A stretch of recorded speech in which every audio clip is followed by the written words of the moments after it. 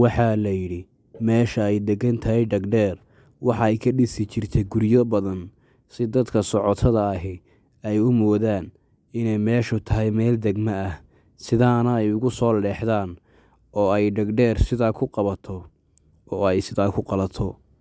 Kadib maalin maalmaha ka mid ah ayaa oday wadaad ah ayaa ku soo baxay guryihii ay degganayd ee ay dhisatay Dhagdheer, waxa uuna u yimid Dhagdheer. Dhagdheer markii uu yimiday ayaa Dhagdheer waxa ay ku tiri, ma indhahayga ayaad ka baqaysaa? Indhaha waxa igaga dhacay xanuun, sidaa darteed waxa aan ku shubay milix iyo cusbo. Haddana waxa ay ku tiri, ma waxaad ka baqatay miciyahayga dhaadheer? Waxay tiri, markii aan yaraa ayaan la iga saarin cilka dacwada, sidaa ayay igu dhaadheeraadeen. Haddana waxay tiri, ma waxaad ka baqatay cidiyahayga? Waxa aan ku koray rajannimo, sidaa ayay igu dhaadheeraadeen. Odaygii ayaa haddaba ku yidhi, anigu waxaan doonayaa biyo, harraadna waa hayaa. Haddaba waxa ay ku tiri, haanta 10aad ee taalla guriga 10aad taa ka shuba biyaha inta aan deriska dabka ka soo qaadanayo. Odaygiina waa uu khaldamay.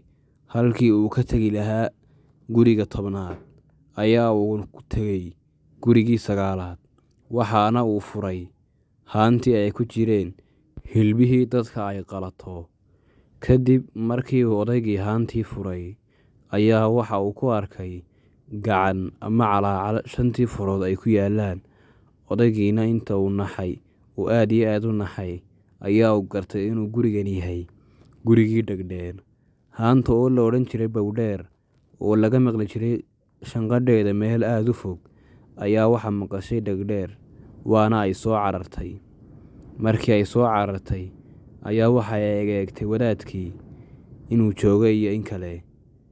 Markii ay weyday wadaadkii ayaa ay garatay inuu wadaadkii ka baxsaday oo uu gartay inay iyadu tahay Dhagdheer.